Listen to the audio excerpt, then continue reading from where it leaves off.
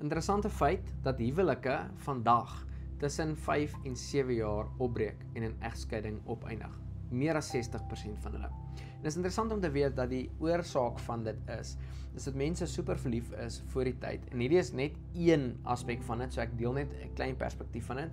Is daar soos 'n chemikalie in my en jou liggaam wat se naam oksitosien is. Oksitosien is 'n voelgoed chemikalie. Wanneer jy iemand se handjie vashou vir langer as 6 sekondes, dan voel jy goed butterflies. Wanneer jy 'n drukkie gee vir langer as 20 sekondes, dan sal oksitosien wat vrygestel word. Dis hoekom ons vir mense sê, vry is volplay. Moenie vry voordat jy nie getroud is nie, want as jy gevry het, dan het jy 'n kar gestart wat gery wil word. Don't do it.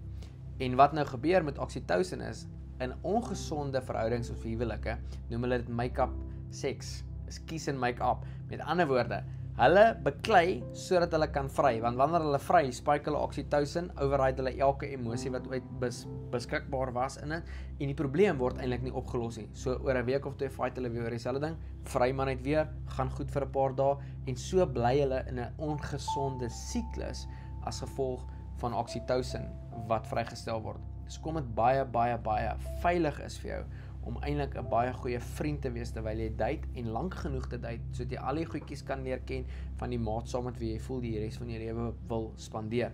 En dan wil ek by jou kom en vir jou sê dat meerderheid van daai huwelike skei omdat een persoon besluit dat hulle gaan nie meer nie. So interessante feit, die oksitosien binne die huwelik spike, dan bly vir 5 jaar daarbo, dan begin kom hy af. So al hierdie emosies binne die huwelik is great vir die eerste 5 jaar, lekker honeymoon phase, dan kom hy af onder toe. So hier na 5 jaar begin drop het, nou begin gee ons nie meer aandag nie, ons persoon nie meer, ons vrouens nie, of die vrouens dink hulle het verkeerd getrou, en ag, hulle het nou nie meer goedjies in common nie, niks meer eintlik om oor te praat nie, en ons bly maar net by mekaar ter wille van die kinders, en so daai hele oksitosien fase het nou afgekom om weer baseline te kom kry, en is my en jou werk om eintlik intentioneel in ons huwelik te belê, sodat ons heeltyd oksitosien spike, goed kan voel, verlief kan wees, honeymoon phase, en ons mense wat dit genuinely reg kry oor tyd, en dit vat baie, want dit is baie werk.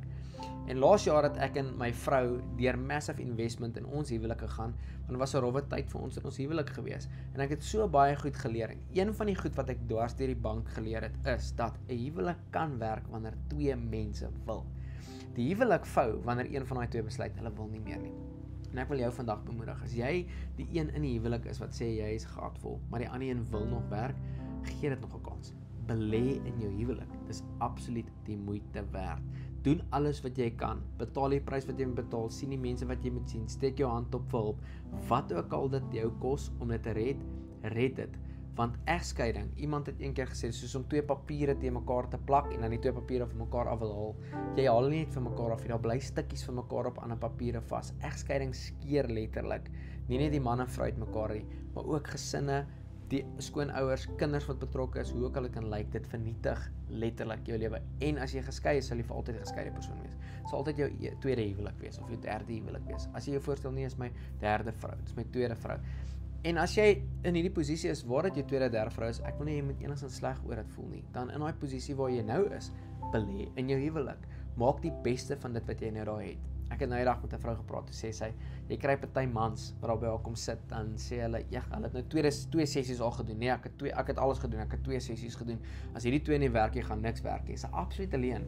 Dit kos so baie om te belê in jou huwelik. Jy diens jou kar wanneer die kar tyd reg is, jy gooi petrol as die petrol op is, jy was hom, jy hou dit skoon, jy belê in alles wat nie ewigheid is nie. Hoekom nie in jou huwelik nie? Hoekom nie die boeke lees wat petrol in jou huwelik gooi nie?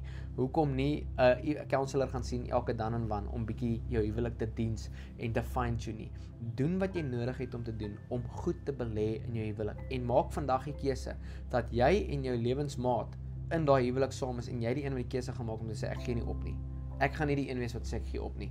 Ek sal aanhou werk tot die dood ons die dag skei, want dis die belofte wat ons gemaak het.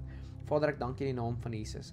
Daar waar huwelike vandag is wat op die brim is, wat letterlik op they're on the edge of divorce, dat U dit kan red. Ek het hierdie laasweek gehoor en hierdie week gehoor van 'n persoon wat op 10 dae voor egskeiding, toe trek die vrou die egskeidingsbriewe terug en hulle huwelik gaan gered word. In Jesus se naam bid ek vandag dat daar mans wat hierna kyk, sal tyd vat om boeke te lees.